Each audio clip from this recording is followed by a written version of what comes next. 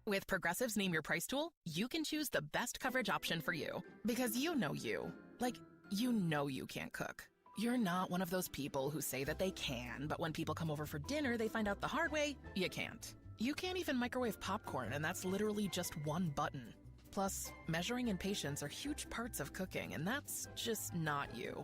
Only you know you. So get coverage options within your budget with Progressive's Name Your Price tool. Progressive Casualty Insurance Company and affiliates. Price and coverage match limited by state law. Hear that? That's what having fewer hot flashes and night sweats can sound like. Veoza is the #1 prescribed hormone-free treatment FDA approved for moderate to severe vasomotor symptoms, also known as hot flashes and night sweats, due to menopause. Veoza can cause serious side effects, including liver problems. Your doctor will do blood tests before and during treatment. Stop Veoza and call your doctor if you have symptoms of liver problems, such as feeling more tired than usual, decreased appetite, nausea, vomiting, itching, yellowing of the eyes or skin, pale stool, dark urine, or stomach pain. Don't use Veoza if you have cirrhosis, severe kidney problems, kidney failure, or take CYP1A2 inhibitors. Ask your doctor about Veoza. To learn more, call 1-866-239-1637 or go to Veoza.com. That's VEOZAH.com. For a limited time, get a free K5 reverse osmosis drinking water station when you purchase a Connecticut water softener. Clean, great tasting water at your kitchen sink. Hurry before they're gone. ConnecticutSA.com. George gets justice. After an accident, a lot of people think they can't afford a lawyer. They're already stressed, hurting, or maybe out of work, and the last thing they need is a big retainer fee to get help. But here's the truth. At George Salinas Injury Lawyers, you only pay if they win. Real help is within reach. Right now, call 210-225-0909 or visit getgeorge.com. George gets justice. GetGeorge.com. Principal Office, San Antonio. San Antonio's Sports Center. The Athletics' Diana Rossini reporting that the Arizona Cardinals have requested to interview Houston Texans defensive coordinator Matt Burke for their open head coaching role. The University of Texas has finalized a deal to hire Georgia Tech defensive coordinator Blake Gideon as their defensive pass game coordinator and secondary coach. Gideon, a former All-Big 12 safety for Texas, is returning to Austin. Sports Center is brought to you by Buyers Barricades, the Texas Authority in Barricade Rental. BuyersBarricades.com. Joe Reinagel. And for the third time in 7 seasons, the San Antonio Spurs are the NBA champions. Jason Minix. They go back to big day as Super Bowl champions. Dallas 52, Buffalo 17. It's the Blitz on 94.1 San Antonio's Sports Star. And we're blitzing on a hump day. Hump day. Hump day. Hump day. Happy hump day, everybody. Mike. What day is it, Mike? Hump day. Hump day. Hope everybody's having a great hump day out there. And whatever it is you're doing, however you're doing it, thanks for spending some time with us here on the Blitz. And a lot of you just walking out of your office or whatever it is you do. It's 5 o'clock. You're off. Hump day's over for all intents and purposes. You're about to slide right into the weekend. Congratulations to you. This is the Blitz on 94.1 San Antonio Sports Star. I'm Joe Reinagel. He is Jason Minix, and it's a beautiful day in San Antonio. Gorgeous all day. A little windy, but outside of that, man, we're very fortunate when you see some of the weather going across other parts of the country. No question about it. I saw a deal, I think it was today, I was reading a story that the L.A. Rams have to go to Chicago to play the Bears, and it will be the coldest game, reportedly, that they have ever played in. I'm talking about the Rams. So that could be interesting to see. It's supposed to be very cold and very messy in Chicago this weekend. Well, sure. I mean, and you would expect that. It obviously looks really cold in Pittsburgh right now, too, as Brooke Pryor from ESPN is on TV, standing outside doing her stand-up, talking about what is going to happen now that they have to find a new head coach for the first time in 19 years. And Mr. Rooney did a press conference today talking about that. But I don't know why Brooke is standing outdoors. Well, I'm not sure either, and it really doesn't affect my football weekend in Pittsburgh because they're not playing football in Pittsburgh right now. But it's cold. It is cold. The entire state of Pennsylvania is off this weekend, as a matter of fact. So I'm pretty happy about that as well, especially when it comes to those Sheagles. But it's okay. But it is supposed to be really cold in Chicago, so that's going to be interesting to see what happens there and can the Rams handle it. And I think they'll be able to. You remember the game in Philadelphia last year where it was snowing like crazy, the wind blowing, it was very cold, and, they lost. They did lose, but in Matthew it was a hell of a game. Stafford's last 10 games outdoors in the rain or snow, he is 1-9, 16 touchdowns, 11 interceptions. There you go. 20 degrees is the current forecast for Sunday's game. Winds 18 miles an hour, 55% chance of snow. Rams are favored, though. Are they? That's what it says here. Wow. I'll have to look here. 1-9 in your last 10. And I can see that. And keep in mind, Stafford's got a sprained finger. Mm-hmm. And in that cold weather, that could make a difference as well. Well, and you wonder, like, as the Texans get ready to head to New England. What's the weather going to be like there? Well, cold. It's January. Yes. But do you think the cold weather had any effect on C.J. Stroud's inability to hang on to the football? I don't think so. I mean, I've never seen a quarterback drop that many snaps at the NFL level. I mean, I don't think I've seen a quarterback drop that many snaps at the high school level. I don't care that he played at Ohio State. I mean, he's been in Texas long enough. His blood is thinned out. You know, he's been in Houston, where in the summertime he sweats in places he didn't know he had. So his time at Ohio State for a guy from Los Angeles, you know, it's not like he's a Wisconsin offensive lineman that's going to show up shirtless anywhere. You know what I mean? There's got to be a reason besides he was scared that he had trouble hanging on to the football.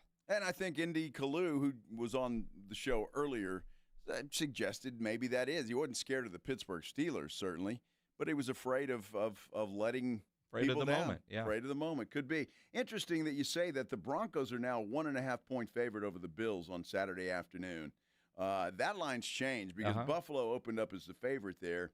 The Seahawks are now a 7-point favorite over the San Francisco 49ers. That opened up at a 7.5 clip. The Patriots are a 3-point favorite over the Houston Texans on Sunday afternoon. And you're right, the Rams are a 3.5-point favorite over the Bears on Sunday night. So that's how we stand right now. But some of those lines have moved, especially for those Saturday games.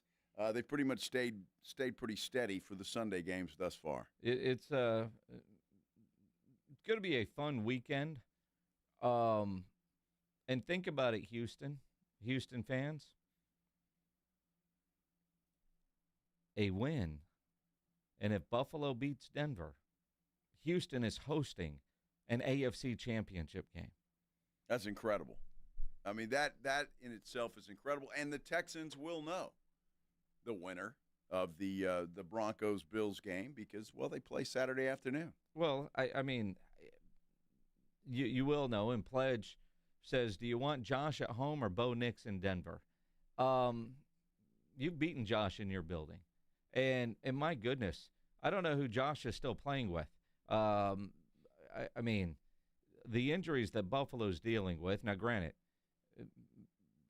Josh is anywhere. The fact that the Denver Broncos started as dogs and now they're favored. Do you call it disrespect?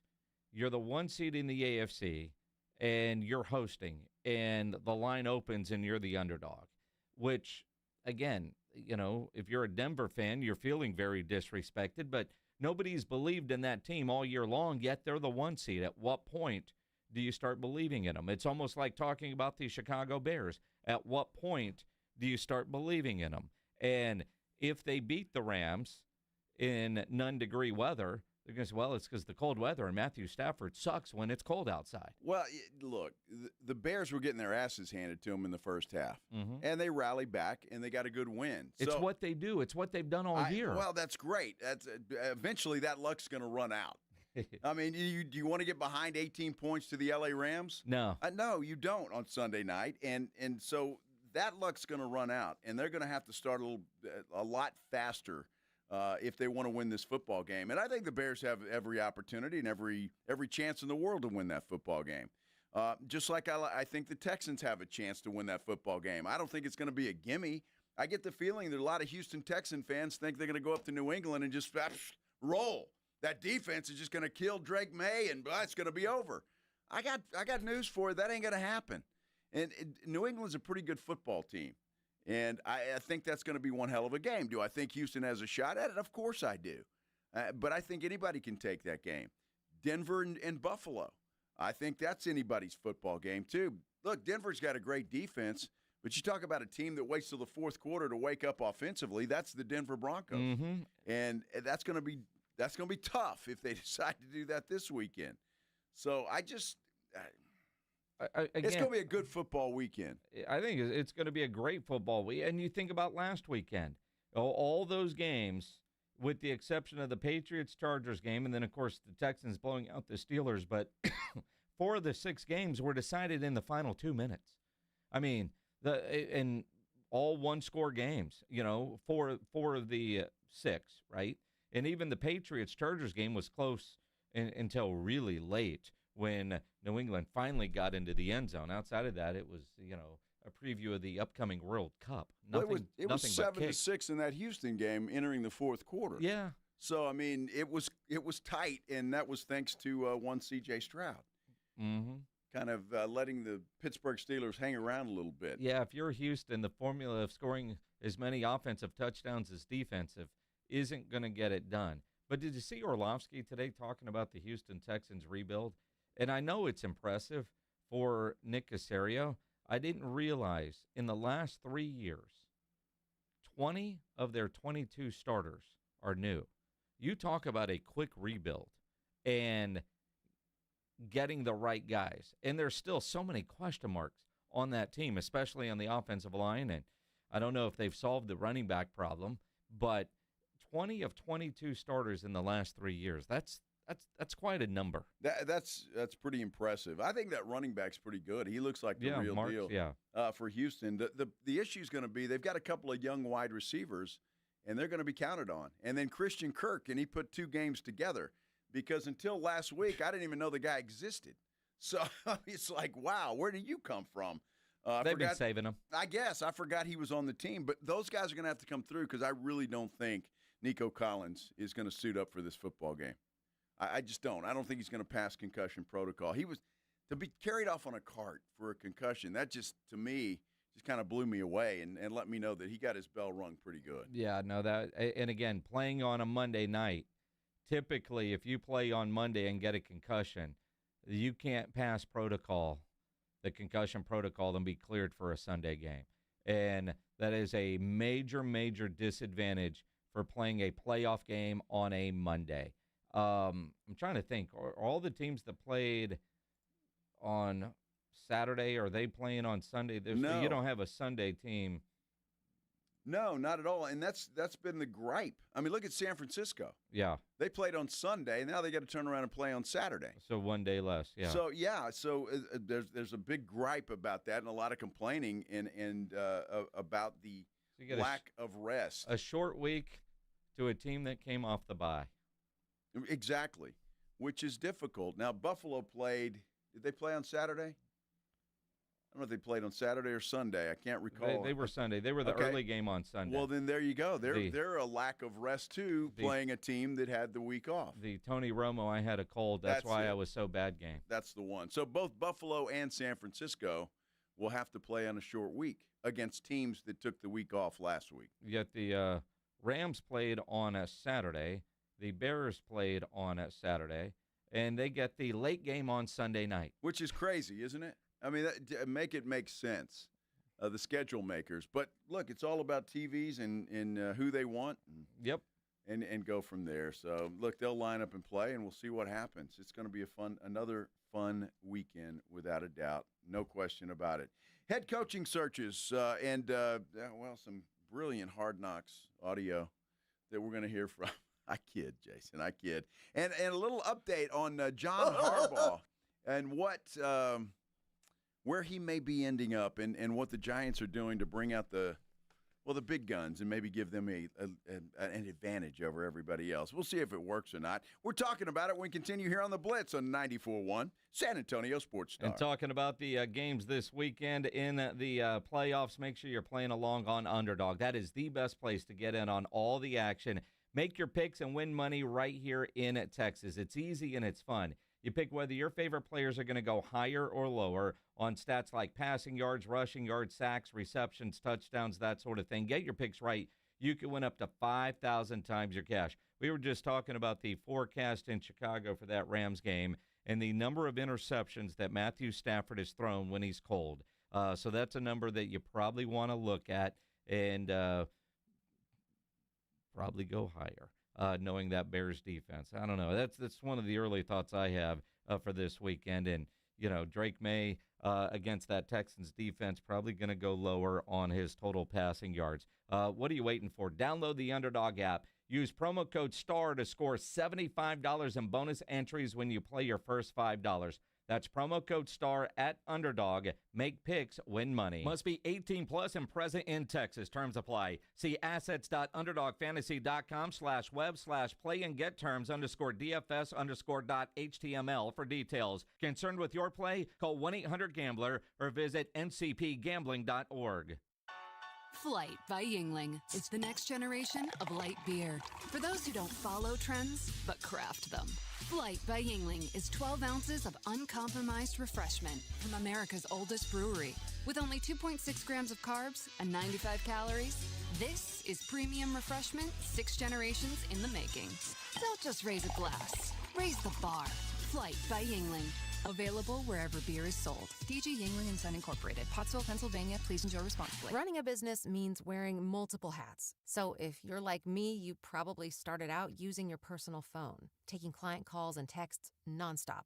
As my business grew, I needed something smarter. That's when I switched to Quo, the #1 business phone system. Quo works right on your phone or computer. No carrying 2 phones, no clunky landline, just one easy app you can try for free. Your team can share one number and handle calls and texts together, like a shared inbox. Any teammate can jump into the conversation, so customers get faster responses. And Quo's AI assistant summarizes your calls and responds to customers 24/7, so you never miss a lead or opportunity. All this starts at just $15 a month. That's basically 2 coffees. You can even keep your current business phone number. Find out why 90,000 businesses trust Quo. No missed calls, no missed customers. Try Quo for free at quo.com/sports. That's quo.com/sports to try Quo free. QUO.com/SPORTS. Finding great candidates to hire can be like, well, trying to find a needle in a haystack. Sure, you can post your job to some job board, but then all you can do is hope the right person comes along,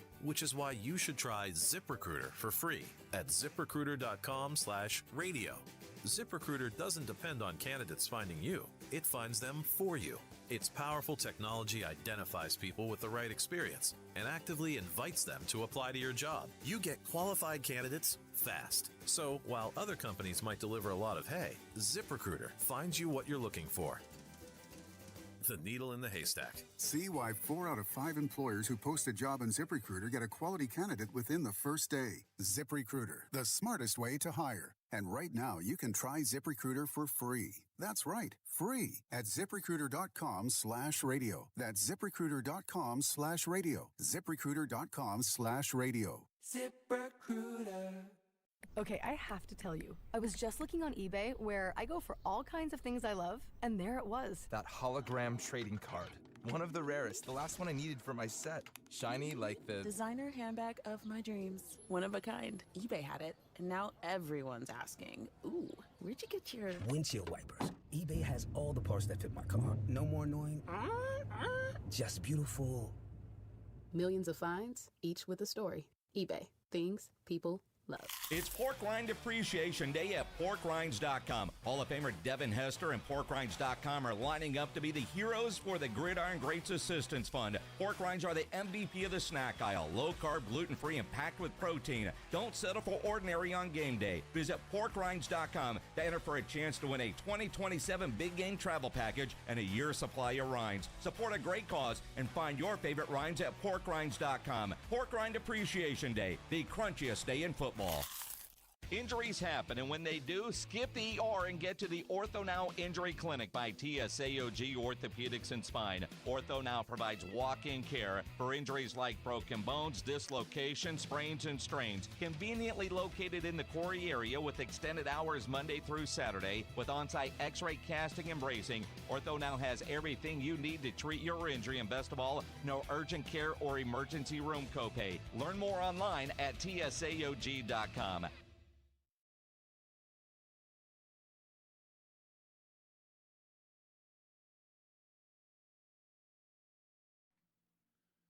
You know, interesting stuff when it comes to these head coach openings, Jason. It's they're all over the place. Interviews being scheduled all over the place. John Harbaugh at the New York Giants today. He actually met them in person today.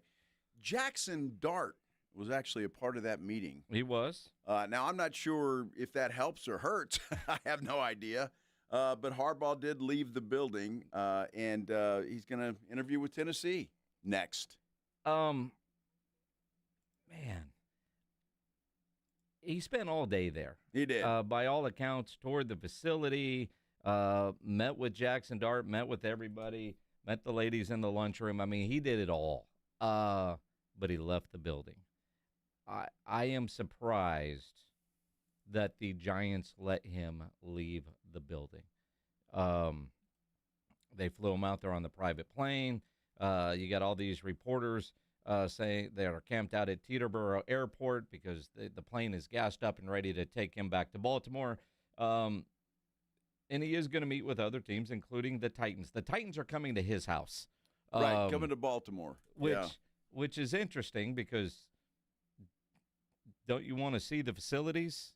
Not when you have no intention of going to Tennessee. Then why take the meeting? I have no idea. Right? John Harbaugh's not going to Tennessee. I would be shocked. He's going to end up with the New York Giants. Well, and again, the why it ain't about dollars, right? Well, they may not have had enough interviews that satisfy the Rooney Rule. I don't know yet. I did see on Twitter that they did because they've been interviewing since the middle of the season when they fired Brian Daboll. I am surprised if he got on that plane and is getting on a plane to go home with other meetings that he didn't cancel them. You know, if you're Tennessee, if you're meeting in a neutral site or at this place you're coming to him, you will really have to blow him away with your presentation to get him to Nashville. I am surprised that he's leaving the Giants building. When he got on that plane, you kind of figured, all right, this is all going to be a done deal. You know, they offered. I am surprised that New York let him leave the building. Well, I am too, and the fact that they didn't offer him a job or he wasn't satisfied with it is the fact that he's going to meet with Tennessee. And I can see John Harbaugh leave the building, but then say, I'm done taking interviews, and then you kind of have an idea that he reached an agreement with the Giants. We'll see what happens. I still think the Giants end up with him. I'd be shocked if they don't. I don't know what else is a better job. I don't know. Could he go to Pittsburgh? I don't think that's a better job in their quarterback situation right now. Maybe Atlanta, you can make a case for them.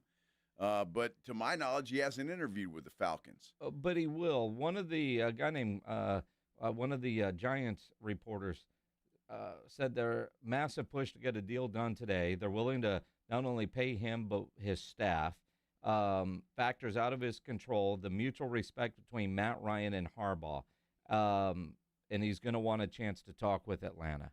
And again, Tennessee, it just seems, I don't know, respect. I don't want to turn somebody down. What if these others don't work out and Tennessee's the one left? I don't know, right?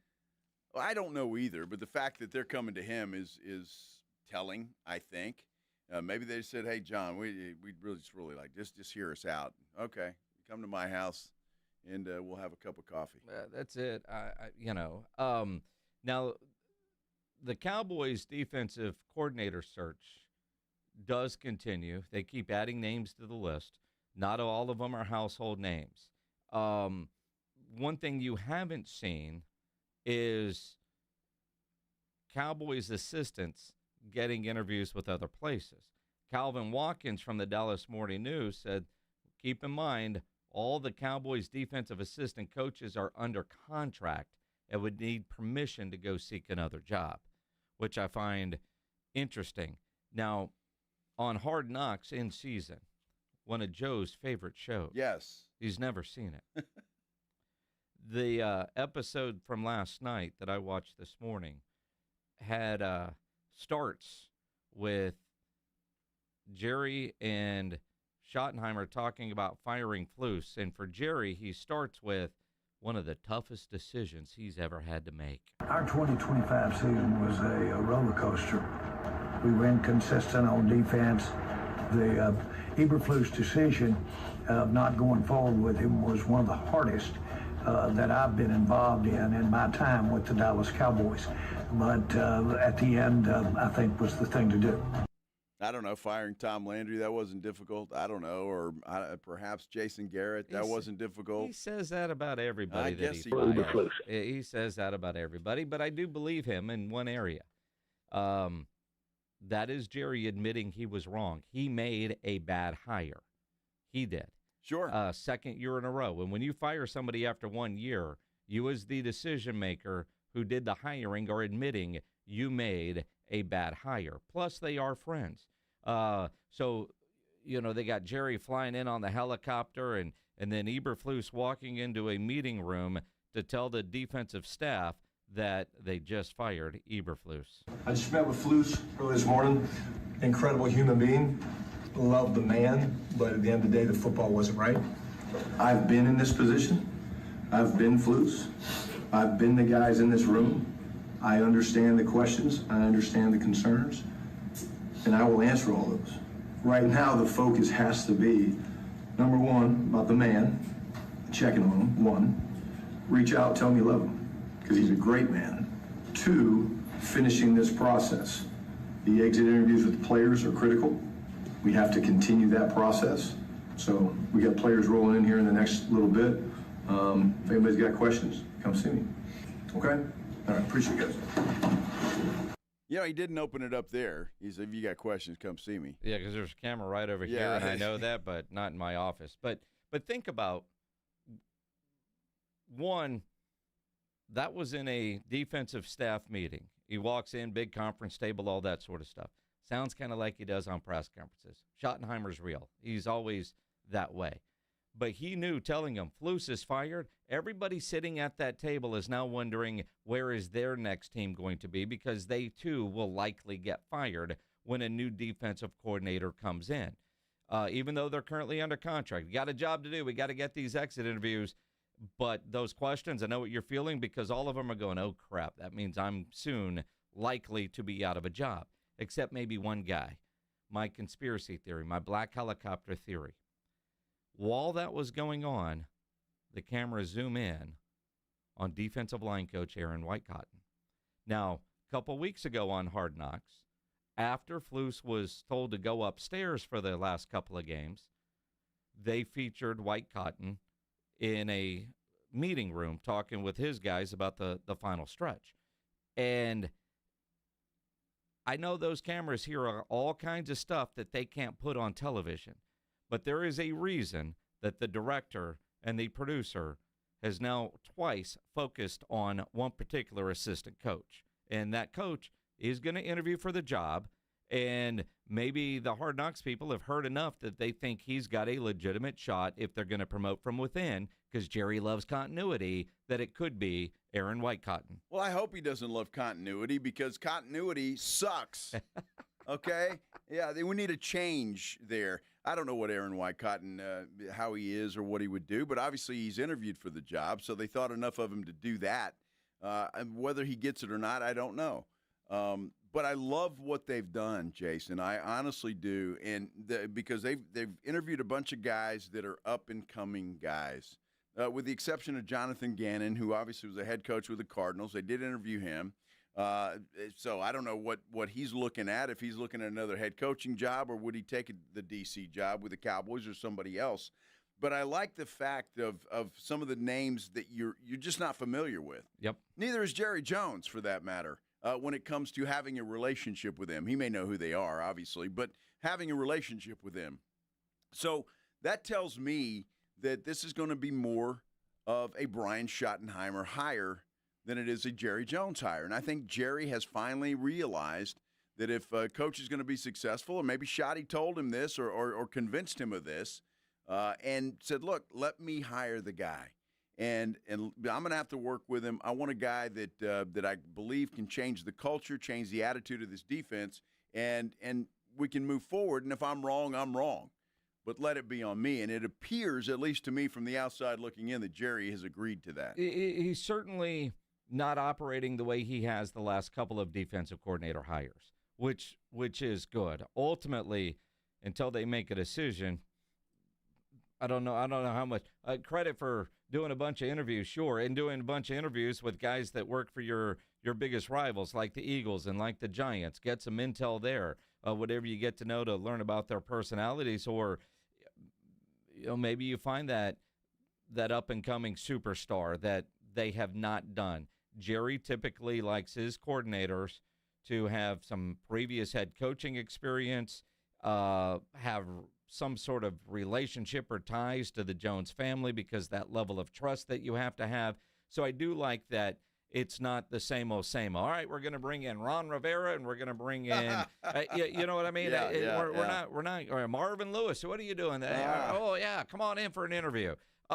He's not doing that this time, which I appreciate. The flip side of that, and I know I'm talking out of both sides of my mouth as I say this, make your hire, right? There are 9 head coaching openings right now. There are other coordinator jobs that are open right now. Don't wait. If there's a guy that you want, be one of the first hires. Don't wait until, oh, man, we really wanted this guy, but he ended up going over there, because you're casting this wide net and taking too long to make a hiring decision. I know in the real world, it's hard to get hired. Multiple interviews and all that kind of stuff. It could take weeks to get. You ever try to get a job at this place? It could take forever, right? Jerry has the luxury of time for now, but as these head coaches get hired, those top candidates are going to get filled. And, you look at 9 head coaching vacancies right now. In all those interviews, you know what the owner's asking? Who's going to be your DC? Mm-hmm. Who's going to be your offensive coordinator? Some of these guys might be waiting for, well, if so-and-so gets this head coaching job, I'm going there. Unless, Jerry, you offer me a job right now, right? I mean, right now he's got the pick of the litter. He can almost go get who he wants. Eventually, that's going to change. And I would imagine this weekend, early in the next week, a lot of these coaching jobs are going to be filled. Once Harbaugh makes his decision, I think you'll see all the other dominoes fall into place. Well, that could very well be the case, but if you believe what is being reported out of Dallas, they like a guy from Denver. And he seems to be the top of their list. And if they're waiting for the Denver Broncos to lose, that could happen this weekend, but it may not happen this weekend. So you're right. I mean, if they wait on one guy and that doesn't pan out, then you're screwed. And you're scraping the bottom of the barrel, so to speak. I'm trying to remember. The rules are for a guy like in a conference championship game. And help me out with the rules. Tweet at Joe Reinagle 2 and now at Jason Minix. Write it in the comments. I know they're not going to leave their team, but can't they accept the job at a certain point? Is that at the conference championship game level? Or there could be the back channel verbally, we've agreed to it, because something tells me that if Jim is their guy from Denver, if they would have known that, why would they continue to have all these other interviews if they already have that kind of verbal handshake or even some sort of deal signed? Well, I'm not sure that they already do, but I'm just saying that's what everybody in Dallas is saying, that he is top of the list. He's the betting favorite right now. How they know that, I'm not sure. I'm sure their sources are saying this or whatever, and maybe it's somebody that Schotty knows very well and has worked with before. Not sure. I don't think you can come in for an in-person interview, but I think you can interview via Zoom. Yeah. So if they've done that already, I don't know. But it's going to be interesting. And I understand your point exactly, and I think it's a valid point.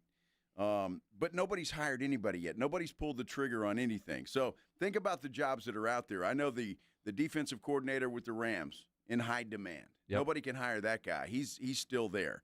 You look at the Seahawks, same thing with them and their DC. So there's still guys that are out there that are still playing that, well, you can't make a deal with. And if some of these teams are waiting for those guys, I don't know. But I agree with you. I think Jerry needs to make a call and make a decision, and they need to get this guy in place and have him ready to go. He doesn't have 3 or 4 weeks. No. But also, casting a wide net and being very thorough, which, again, doesn't seem like the Cowboy way. So part of me is excited with what they're doing. And then the other conspiracy black helicopter theory that I'm going with, all of these guys that Schottenheimer is bringing in to interview, none of them appear to be a threat to Brian Schottenheimer's job as head coach.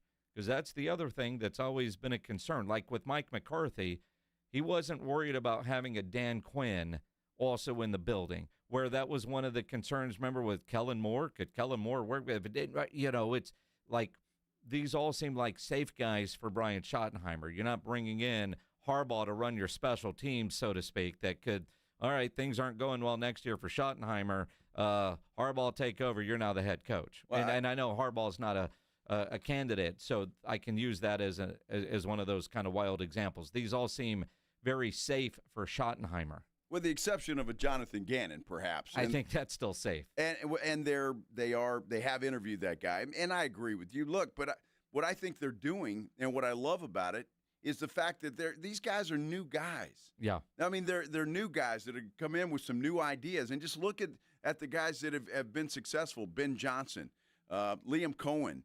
Look at the guy in Seattle, McDonald. I mean, these are guys that are new on the scene. So the retreads that you had, like an Eberflus or a Mike Zimmer, are a thing of the past. The new ideas, the being able to relate with guys. You hire a coach in his 40s, and you relate a little bit better with guys in their 20s than a 70-year-old or 60-year-old can do. And I think that makes a difference.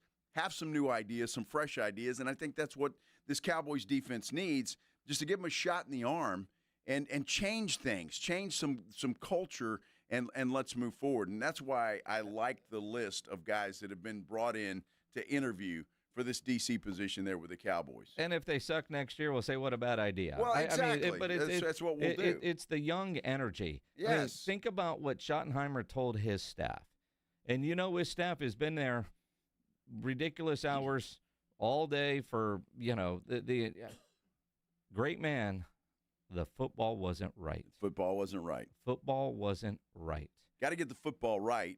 But then when you hire this guy, you're going to have to give him what he wants. Mm-hmm. And however that's going to happen, I don't know. The Cowboys have, I think, a first and second, and then they don't have a third or fourth, I believe. No, they got 2 in the first, and they don't have a second or a third. Second or a third, okay. Yeah, Quinnen Williams and George Pickens are their second and third round picks. Well, so there you go. So you better get it right in that first round. 12 and 20. With those 2 picks, and they better be defensive players. A linebacker and a defensive back. Or a edge rusher and a defensive back. Or, has a Raku. Is he out of jail yet?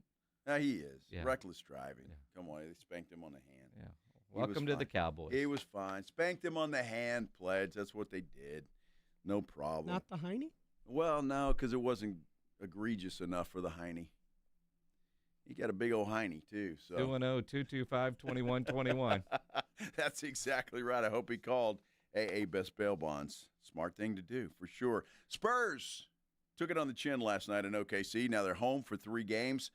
Let's talk about them when we continue here on the Blitz on 94.1 San Antonio Sports Star. If you're having any issues at your house with your plumbing, your heater, your AC, there is one company to call, and that is Quartermoon Plumbing, Heating, and AC. 210-651-5899. 651-5899. This time of year in San Antonio, you might need your AC and your heater both in the same day. Plumbing issues, nobody wants those. At Quartermoon, they are experts at worst-case scenarios, and most of the time, if you're calling, it's worst-case scenario. Big job, small job, residential or commercial. And it's worst-case scenario for you. It's another day that ends in Y for them. They're going to take you and get you taken care of. They've got all the equipment that you need. Their service trucks are fully stocked. They do not have commissioned sales reps. They'll provide estimates and second opinions, and they have a great experienced staff that has earned an A-plus ranking with the Better Business Bureau. Now, while I say emergency situations for your AC unit or your heater, they've got great maintenance programs. That ensures your unit is ready for every season. They got great maintenance programs, and that can maybe catch an issue before it becomes a major issue. If you have issues, that's always smart to do. 210-651-5899, 651-5899, or online at quartermoonplumbing.com. It's the Morning Huddle with A.J. Hoffman and Rob Thompson. Thursday on the Morning Huddle, the San Antonio Spurs back in action, licking their wounds on their way home from OKC. How will they hold up against the Bucks? There are 8 unemployed head coaches looking for jobs, and then a bunch of OCs and DCs looking too. We're going to look where they need to land. Got to get here early, though. The party starts at 6. It's the Morning Huddle with A.J. Hoffman and Rob Thompson. Morning 6 to 10 on 94.1 San Antonio's Sports Star. Hello, this is Jason Thompson, and as you know, I've been practicing law here in San Antonio for more than 30 years, helping people and families injured in traffic collisions. So I'm often asked, what is the worst thing you can do after a traffic collision? And the answer is easy. That's trying to handle it on your own without an attorney. Insurance companies have spent billions perfecting their strategy of paying nothing or as little as they can get away with. It wouldn't be David versus Goliath. It would be David versus a million Goliaths. You have no chance. Using AI for help is even worse because AI routinely gives dangerously inaccurate legal advice. It is laughably bad on the law. So bad that a lawyer filing a document drafted by AI will likely be disbarred in Texas. Keep it simple. Just call me. My name is Jason Thompson. I'll give you a free review of your case with no obligation to hire me. My number is 210-900-0400. That's 210-900-0400, or my website, alawyerforus.com. That's alawyerforus.com. Do you owe $10,000 or more in credit card debt or personal loans? With credit card debt at all-time highs, Debt Relief Advocates is urgently notifying consumers of debt relief now being made available, designed to aid consumers with out-of-control credit card debt. Those who qualify and enroll for this relief program will only have to pay back a fraction of what they owe. This is not bankruptcy or a debt consolidation loan. This is a relief program that credit card companies would rather you not know about, as it ends your debt nightmare and saves you lots of money. Consumers owing at least $10,000 in credit card debt or personal loans can now take advantage of this debt relief as the cost of living skyrockets. Debt Relief Advocates has established a relief hotline for you to call to learn what debt reduction you may qualify for, so don't wait. For this free information, call the Relief Hotline at 800-888-5226. 800-888-5226. 800-888-5226. If your dog goes wild at the doorbell, it's time for a new game plan. Bluebonnet Bunkin' Biscuits is coaching up new pups and current MVPs with professional training sessions. Call them today at 210-750-1298. That's 210-750-1298. Call them today. Well, family, this new year is off to a great start. Everybody, how are those New Year's resolutions? Dear, my resolution is to cut my damaged hair and just start over. Dad, my resolution is to take better care of my skin. It's so dry. Ew. Pops, my New Year's resolution is to work out at the gym. Go up and drink a gallon of bottled water every day. My resolution is to take up skydiving. Mom, you're 96. Don't you make me get it. Family, my resolution is to replace all our appliances that have been destroyed over the years by hard water. Sounds like your family needs to start the new year off with installing a Connecticut water system and get a head start on all those resolutions. This guy's making sense. There's a reason why we say Connecticut is the last water softener you'll ever own. Call us at 656 PURE. We'll change your water, and it'll change your life. The last water softener you'll ever own. ConnecticutSA.com. License number 38961. Let me ask you a question. Is your roof ready for anything? Well, Stevens Roofing, a locally owned company, has been serving our community for decades. Whether it's a commercial project or residential, or repairing your old roof, or maybe installing a new one, they've got you covered. And now Stevens offers solar. Stevens Solar Solutions can save you money and energy. Stevens Roofing, quality craftsmanship, solar solutions, and local expertise under one roof. Call 210-785-0994 or go to stevensroofing.net.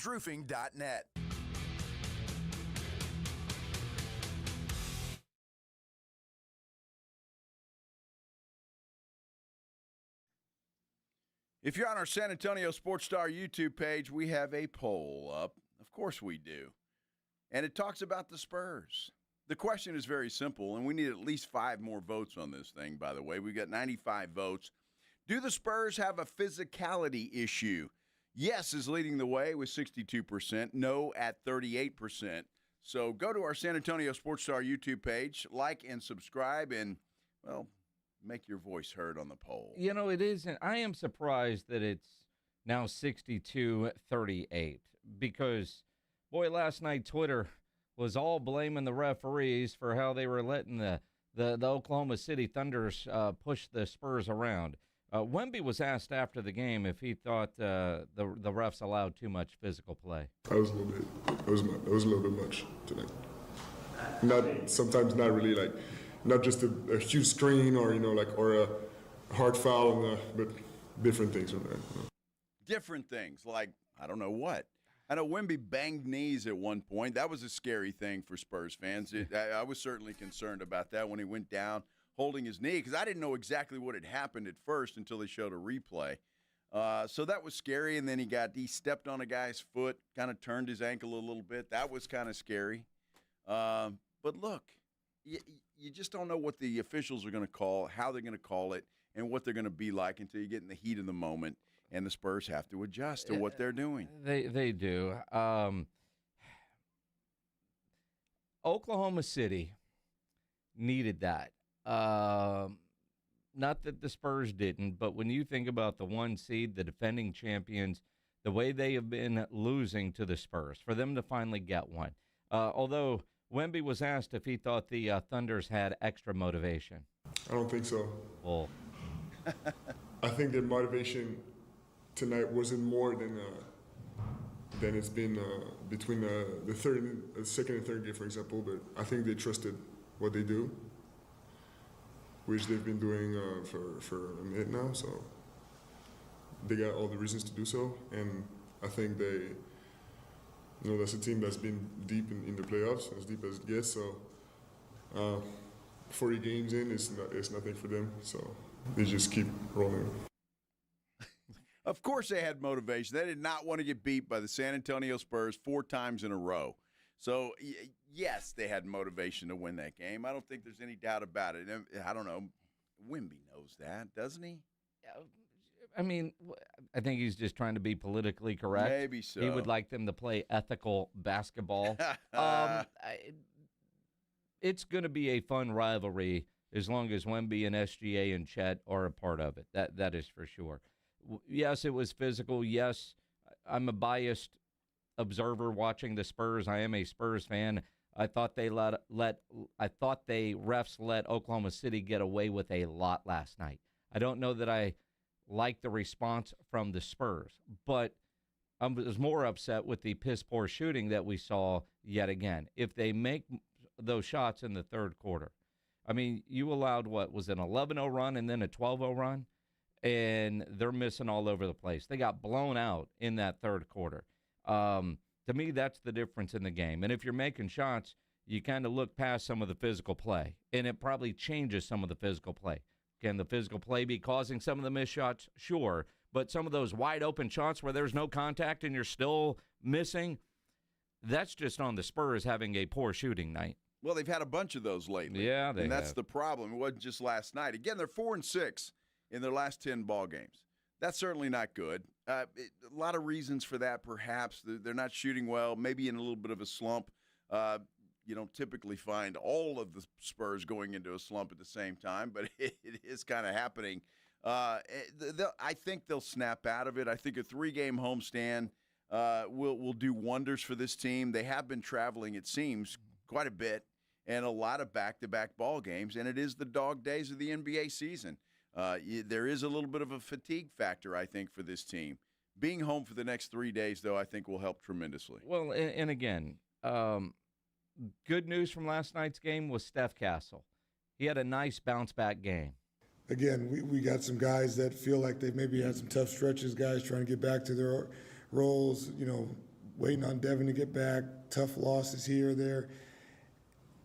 It's just they got to keep showing up to work and clocking in, and if they do and keep putting in the work, they're too talented and too good to not bounce back. And so yes, to your point, to see Steph 5 for 9, 2 for 5 from 3, 5 assists, 5 rebounds, 2 turnovers, all the stuff that we're used to seeing, that box score full is nice, but and I just read De'Aaron's, so I'm wrong about all that. Yeah. But he actually had a few more of all that. But it's good to see the aggression and just the instincts. He's at his best when he's instinctual and he's playing aggressive. And when he crashes the car or has some slip-ups, you learn from him and you don't blink, and we got to stay together, and that's what they've been doing. They've been staying together, and we got to just keep filling our cups up and coming to work. Now, Castle's line, he was 6 of 13, 3 of 5 from 3, finished with 20 points, did have 8 assists, but he also had 5 turnovers. True, and that hurts, and that's been a problem. Look, let's face it, the third quarter's been a problem all season. Yep. For the most part. I mean, there's been obviously exceptions to that, but for the most part, the third quarter's been a problem. And you saw Oklahoma City come out of the locker room last night as I'm watching this thing, and it just seemed like they had a huge energy advantage when they came out. And they were determined to take it to this team in the third quarter, and they did, outscoring 40-24, and that was the ball game. The Spurs were down. They made a little bit of a run in the fourth quarter, but never got it down past double digits. And so the game was basically over after that third quarter. That's got to be fixed. You can talk about the physicality. I think it's a problem. The shooting slump they're in, that's obviously a problem. But they've got to figure out a way to start the third quarter and play in the third quarter better than they have been doing. Well, and again, the third quarter, which surprisingly, De'Aaron Fox scored 9 of his points in that third quarter when the Spurs were getting outscored 40-24. But it was the 2 big runs. I don't know any team that can withstand 2 double-digit runs, 11-0 and 12-0, in any quarter and win a basketball game. I mean, that was the surprising part of it. 3 of 9 from 3 for the Spurs in the third quarter. And Oklahoma City was only 4 of 10, but, man, they were 16 of 23 doing what they wanted. And I think most Spurs fans, you look at a road trip that included a 3-game trip, Boston, Minnesota on back-to-backs, and then a day off, and you're playing at Oklahoma City. They should have beat Minnesota. That should have been a 2-1 road trip. But in 2 of those games, it was the physical play that became the storyline in the loss. And that's got to be a concern for Mitch Johnson and that coaching staff on how they can either play through the physicality. They're not going to become a physical team all of a sudden. They don't have the players for that. They don't. Teams are going to start playing you physical, so Mitch Johnson has to come up with a plan to counter the physical play that Wemby is going to see. Wemby isn't going to get stronger by March or April. 2 or 3 years from now, he's going to be stronger. But right now, what can they do to play through or counter other teams trying to get physical with this Spurs team? Well, look, I just look at last night's game because you look at the first 3 games that the Spurs played with Oklahoma City. OKC wasn't physical with the Spurs. They were trying to run with them. And that plays, I think, right into the Spurs, and that's why I believe they won all 3 of those games. Last night was a different strategy for OKC. You could see it. They said they're going to take it to the Spurs. We're going to bang them, and we're going to see how that gets us. And obviously, it worked. Again, that first half was back and forth. No issues there. But coming out in that third quarter, they just turned up the heat a little bit, and that made the biggest difference. But Minnesota did that. Remember, Minnesota rallied in that game to get the win. And I think it was, 18 points? 19 points? Yeah. I mean, so, they turn up the heat, and the Spurs aren't matching that. And that's a problem. Whether it's physicality or whatever, when a team turns up the heat, you got to match them, and the Spurs haven't been doing that. And they think it's bad now. Just wait till the playoffs start. That's when everything gets ratcheted up, and the physical play gets more so. You imagine the Spurs and the Thunder in the Western Conference Finals? Oh, that'd be fantastic. Or second round. That'd be fantastic. I mean, the fact that in January Wemby's getting booed when he touches the ball. I love it. I loved it. I love it. I loved it. But can we stop calling it a rivalry between him and Chet Holmgren? There is no rivalry there. Wemby just schools that man every single time they play. I mean, it's something to have a rivalry. You have to kind of win certain battle. Chet never wins. You know, you understand why the NBA, you get the back-to-back 1 picks, and it's going to be that way with Cooper Flagg, too, when he gets his feet wet. But it's best player against best player. But is it really Wemby against SGA? I mean, you know, the NBA is all about creating these individual matchups, right? I get it. More so than team. But it does feel like Spurs and Thunder will be a rivalry for the next decade or so. And they should be, I think. I mean, it's a natural rivalry for sure, and I like it, and I'm here for it. And I think games like last night, we got fans talking about, wow, the Oklahoma City, they're dirty, and they did this. That just adds to it, and I'm here for it. It's fantastic. I love it. They do have one more game. They actually play 5 times this year. Well, that's because of the cup thing. That's incredible, right? So 5 times. And this game, I think, is... Spurs are going to win the series.